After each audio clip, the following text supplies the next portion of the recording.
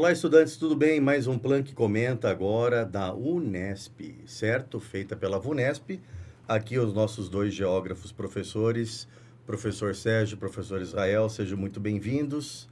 Tá? Queremos um olhar dos senhores, como que foi a geografia da Unesp, tá certo? Professor Sérgio, Pois não. o senhor vai começar com a 43, é isso? Da Vou prova começar, 001?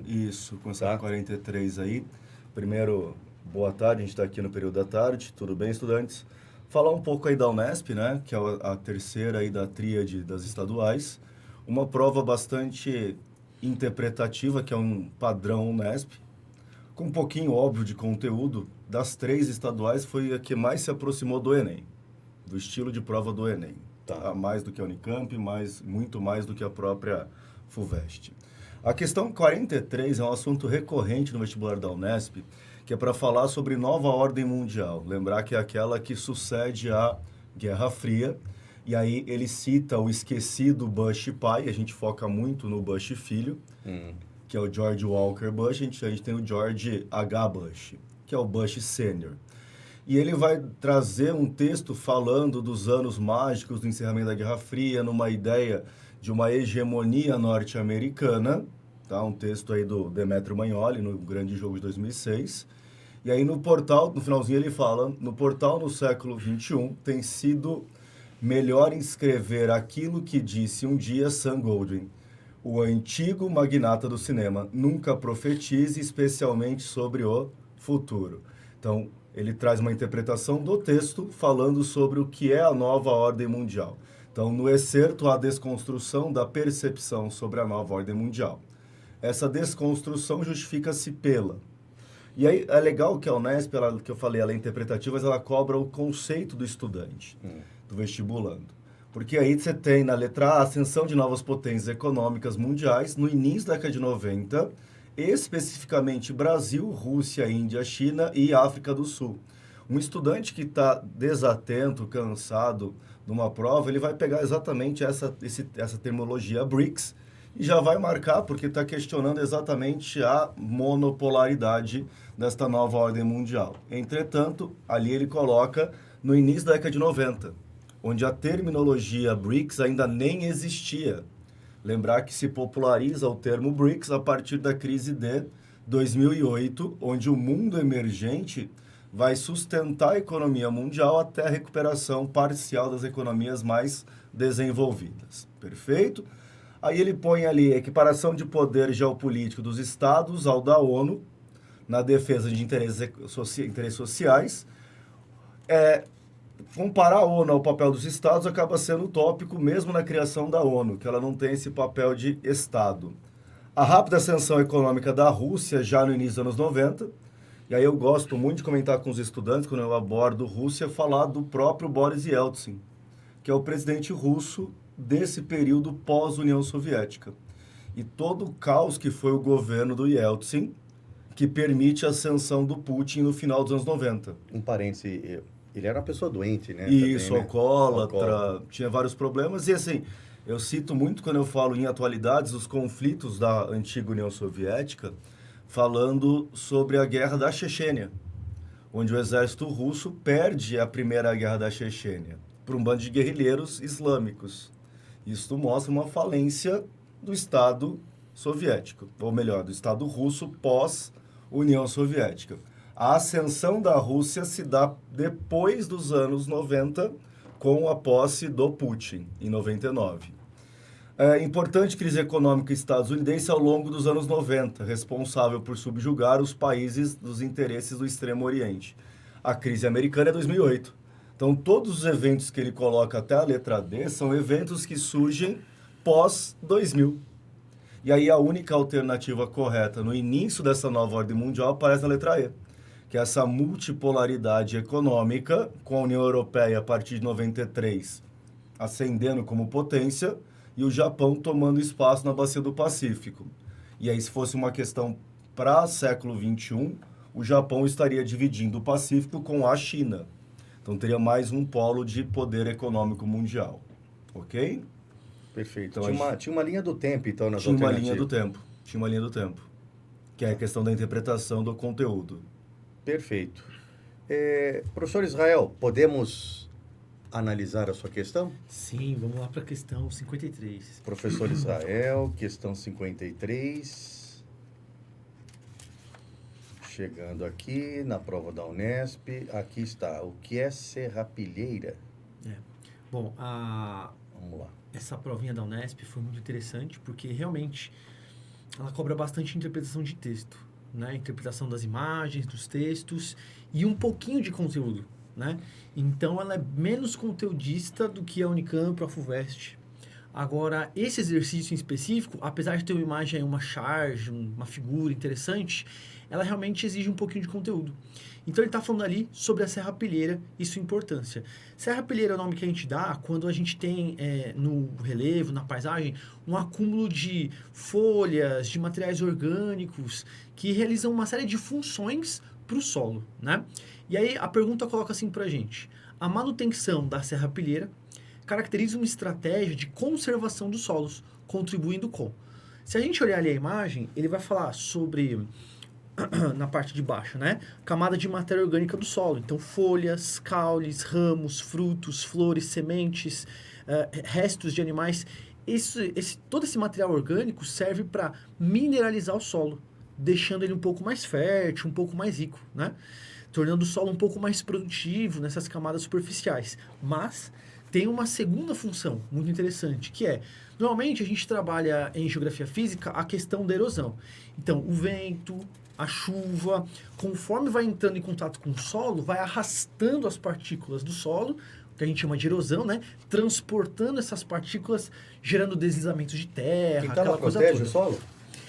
Ela protege duplamente, né? Ela protege quimicamente, por conta dessa remineralização, e ela combate a erosão, porque diminui a intensidade da chuva e do vento no solo, fazendo com que o vento e a chuva transportem menos partículas, evitando grandes deslizamentos, né? Evitando perda de solo. Então, a alternativa correta é a alternativa A, que fala de ciclagem de nutrientes e o combate à erosão. Se você só interpretar a imagem, pensando em toda a quantidade de matéria orgânica que ele está colocando ali na imagem, a gente pode chegar na resposta da ciclagem de nutrientes. Mas o combate à erosão, você não consegue perceber só pela interpretação da imagem. Essa segunda parte, você precisaria ter estudado o assunto e ter um pouco do conteúdo na cabeça, sabe? Então, foi um exercício interessante, porque apesar de ter essa parte de interpretação, também era um pouco conteudista. E é bacana, professor Humberto, professor Israel também, que a gente tem a evolução das técnicas de conservação do solo. A gente fala assim, nossa, é algo muito novo, que estão inventando, mas o plantio direto, que é uma questão recorrente também em primeiras fases, nada mais é que a cópia da própria serrapilheira num processo artificial.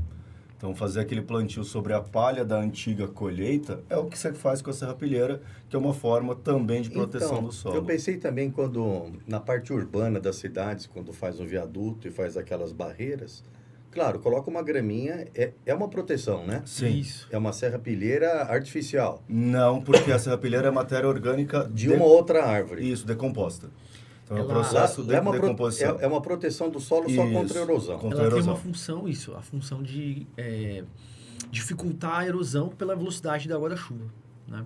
Entendi. Se não tivesse a grama, a água da chuva escoa com muito mais velocidade, muito mais intensamente. Diminui a velocidade e mantém Mantém o solo estável ali. É. E aí a vantagem da grama, o pessoal da biologia tem mais propriedade, que ela tem a raiz radicular, né? Então ela acaba amarrando o solo.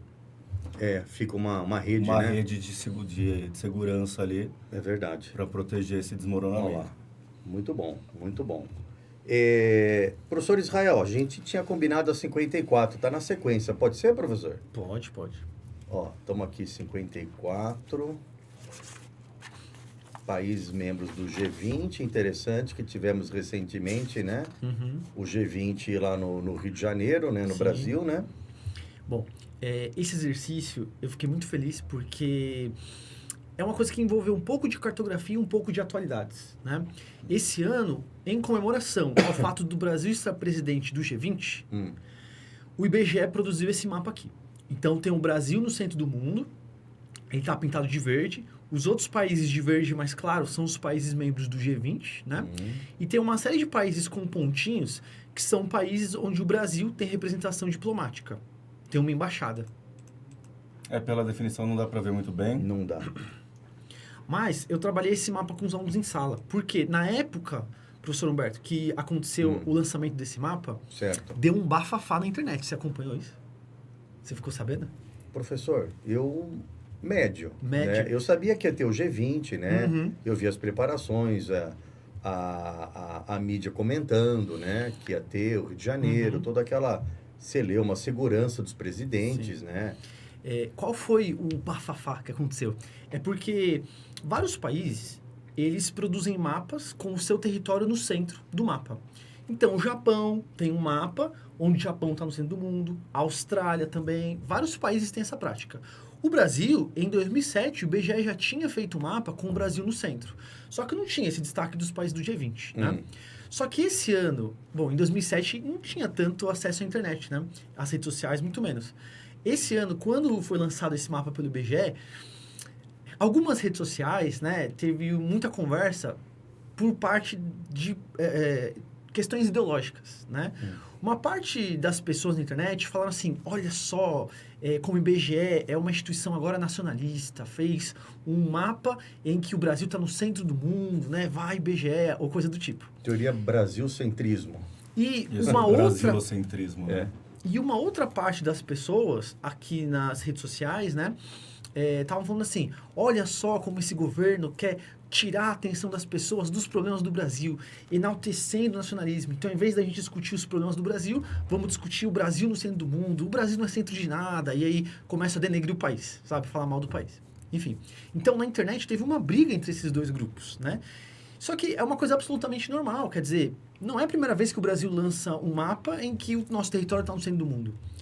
Tem uma outra polêmica também, que aqui, por exemplo, aquelas ilhas que são disputadas ali pela Argentina e pelo Reino Unido estão marcadas como pertencendo à Argentina. As Malvinas, né? Isso. As Falklands. Ou Falklands, né? Vocês são novos, mas eu me lembro quando dessa guerra, né? Em 82. Que assim... a Inglaterra mandou um porta-aviões, um Invincible, não sei o nome, alguma coisa assim. Invincible, né? Da mesma forma, Taiwan está aí como pertencente à China e tem uma parte do espectro político-ideológico aqui no Brasil que defende Taiwan como um país independente. Dá uma cutucada em algumas potências, né? Israel e Palestina têm uma certa separação ali, não aparece como uma coisa toda pertencente a Israel, aquele território. Então deu muita polêmica. Aproveitando disso, nas nossas aulas de cartografia, né, que eu acabo trabalhando na nossa frente, quando a gente foi trabalhar projeções, eu trouxe reportagens sobre o assunto, mostrei para os estudantes a discussão que estava tendo. Falei para eles, olha, como é um assunto de cartografia, sobre projeções, eu acho que é um assunto que pode cair nos vestibulares, né? Porque a gente está acostumado a ver o mapa mundi com a Europa no centro e na parte superior do mapa, né? Mas, enfim, em vários lugares do mundo tem projeções que colocam outros países no centro. E eu pensei, é um assunto já tradicional em vestibular, a questão do eurocentrismo, da projeção de Mercator, né? Até coloquei na nossa prova dissertativa, etc. E aí eu fiquei muito feliz quando caiu esse exercício, porque é uma questão atual, ao mesmo tempo é uma questão teórica que envolve cartografia, então foi um exercício muito bonito, muito legal, né? Então, a alternativa correta, vamos dar uma olhada no enunciado, A surpresa com o mapa apresentado é explicada por ele contrariar alternativa C, o eurocentrismo, visão do mundo que institui a Europa enquanto parte central e superior do mapa mundi. Interessante. E é uma questão muito clássica, né, que a gente fala, não a projeção, mas da própria VUNESP. Então, todo ano que tem alguma projeção cartográfica que apresenta uma certa polêmica, a Unesp acaba inserindo em alguma prova que a VUNESP faz. Então, já teve um mapa japonês que era feito como origami, que já caiu. Esse mesmo mapa, não destacando os países do G20, caiu em duas instituições que a VUNESP faz a prova. Caiu tanto na Medicina Jundiaí quanto na Medicina Santa Casa. A mesma projeção, com propostas de questões diferentes. Então, conhecendo um pouco os vestibulares, como a gente conhece, a gente bateu muito em cima disso, pensando na prova da Unesp, durante as nossas revisões também. Tanto eu quanto o professor Israel. Perfeito. Então, o nosso aluno foi ali muito tranquilo para fazer essa questão. Perfeito. Professor Sérgio, a 47? Vamos para 47. Perfeito. Opa, voltando aqui. 47. Está aqui. A questão 47, professor e estudantes, pessoal que está nos vendo aí, ela é bem interessante, que ela até pega um pouquinho da sociologia, mas ela tem um foco muito mais para a geografia. Ele vai tratar ali um CEO de uma empresa de encomenda de refeições por meio da internet, ou seja, o famoso aplicativo, né?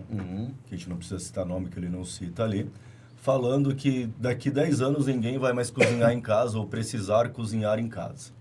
Você vai pedir comida e ele segue ali no final. Essa lógica da rapidez da comida preparada por terceiros contempla plenamente uma engrenagem econômica que tem como base o consumo desenfreado e sem limites, ou seja, a Unesp criticando aí esse consumismo exacerbado. E essas condições controlam a publicidade, induzem o desejo e direcionam o consumo. Então, trabalhando o alimento como algo não mais cultural, não mais intimista, que é o ato de cozinhar. Tudo bem, a vida pós-moderna nos cobra um ritmo muito mais acelerado, mas as famílias ainda têm pelo menos uma refeição que parte da família está junto ali. Então, esse ato do cozinhar como o cuidar, né, é muito importante a gente pensar. Isso reflete até nos apartamentos atuais, né? Que a cozinha já está junto da sala, né? Sim. É meio que, sei lá, eu compro a comida e vou para a sala ver TV. Exatamente. Não tem aquele ritual, né?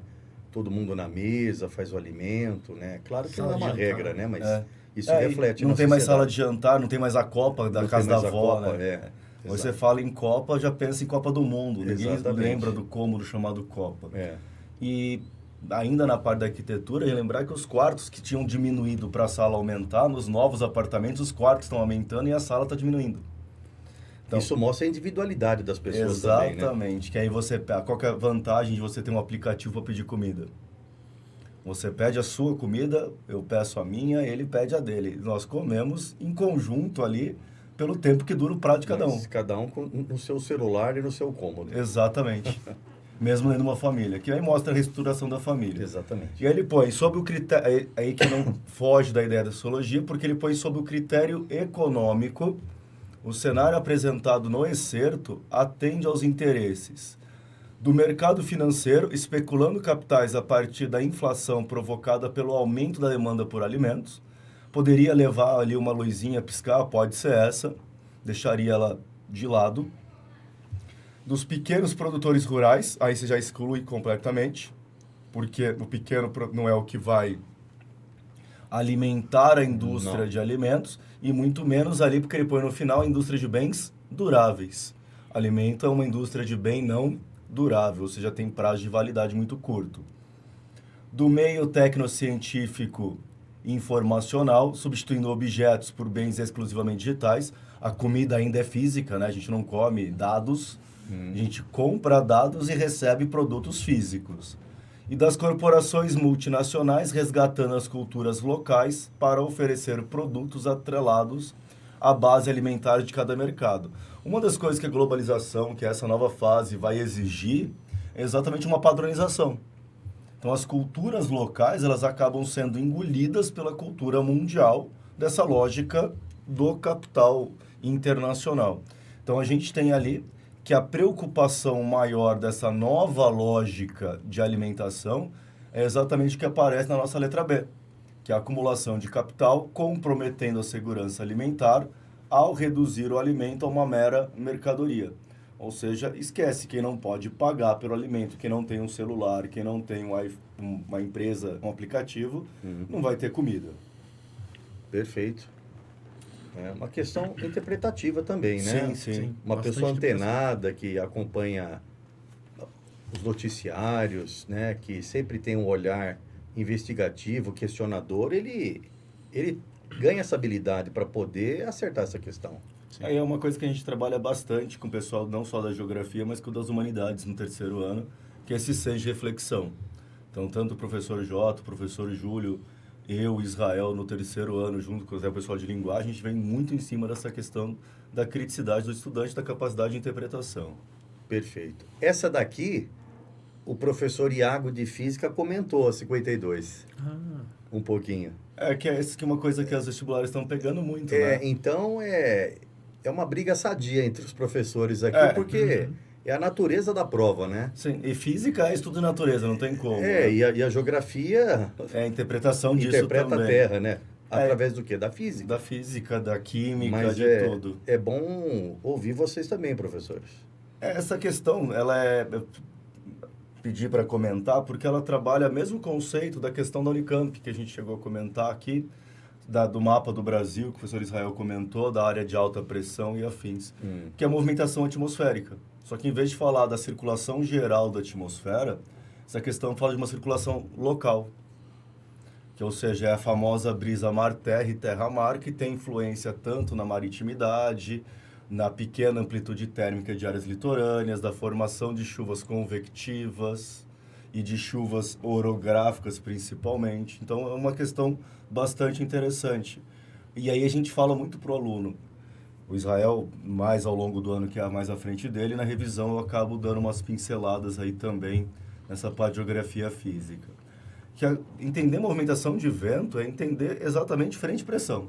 Se você resolve diferente de pressão, você resolve questão de vento.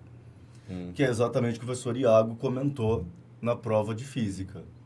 Então, a gente tem ali uma diferença de temperatura, por consequente, um gradiente de pressão. E aí vem a formação dos ventos. Qualquer vento vai ser exatamente isso. Uma A não diferença ser de que alguém pressão. esteja fazendo assim. Mas aí você está gerando uma diferença. Teve uma questão, até aproveitando, que já está chegando a segunda fase as segundas fases, teve uma questão da Unicamp sobre incêndio. Que o aluno tinha que entender também a propagação de incêndio pela diferente pressão gerada pelo próprio incêndio. Que aí ficava muito mais porque fácil. ele vai aquecendo o ar, né? Ele aquece o ar, aí você gera uma diferente pressão das áreas circundantes, a labareda acaba espalhando. Esse é o problema, né? Esse exercício é bem tradicional. A gente acho que desde a década de 80 há exercício de brisa marítima e brisa terrestre. Olha, eu arrisco a dizer, eu até comentei na prova de física, é um conceito que começa a ser passado para os estudantes no 7º ano. Sim. Eu até achei na internet um kitzinho de como explicar isso para o aluno com vela, sabe? E passei para a professora Ellen, do nosso 7º ano, para ela fazer nada como uma coisa física simplesinha, né? Sim. E você vê a movimentação do vento, aí coloca um vaporzinho lá, uma fumacinha, e o aluno vê o vento formando. Eu vou denunciar a minha idade, eu lembro desse experimento no mundo de Bickman. Mundo de Bickman. Passava na TV Cultura ainda, ele fazia num aquário com gelo seco e com uma lâmpada de infravermelho. Então, eu vi um esqueminha com garrafa PET, né? Provavelmente a professora Ellie gostou, ela vai fazer ano que vem com os estudantes aqui. Perfeito, professores. Demos uma olhada aqui em umas questões relevantes da Unesp. Pela cara que os nossos professores estão satisfeitos, os assuntos foram abordados de maneira até exaustiva. Sim. Tá? Professor Israel, um recadinho final para os estudantes. Bom, turma, acho que nessa reta final, né, sempre gosto de enfatizar que aqueles que vão fazer questões dissertativas de geografia na segunda fase precisam praticar a escrita, né? Respostas com frases mais curtas, trabalhar uma introdução na resposta e praticar a escrita para a gente escrever com qualidade, né? Então, quero desejar a todos boa sorte. Vamos praticar essas respostas dissertativas aí, hein? Perfeito. Professor Sérgio, seu recado final. Gente, o caminho está certo, a gente está no caminho, vocês estão no caminho correto. O professor Israel muito bem colocou aqui, é praticar a escrita, é praticar a interpretação também, a ideia do comando, aquelas questões que vocês erraram na primeira fase, prestar atenção o que faltou ali, se foi não entender o comando, não entender a pergunta, praticar um pouco essa... E leitura. Não tem jeito de abandonar a leitura agora. Não tem como. Todas as provas estão interpretativas. Exatamente. Tá? Perfeito. Professores, muito obrigado. Estudantes aqui, Planck Comenta, Unesp 2025. Espero que vocês estejam gostando desse trabalho que todos os professores estão fazendo. E saiba que é muito legal para nós, porque isso incentiva e redireciona as nossas aulas para o ano seguinte, né? Sim. Tá? Perfeito. Dá uma mudança boa. Exato. Grande abraço, até mais.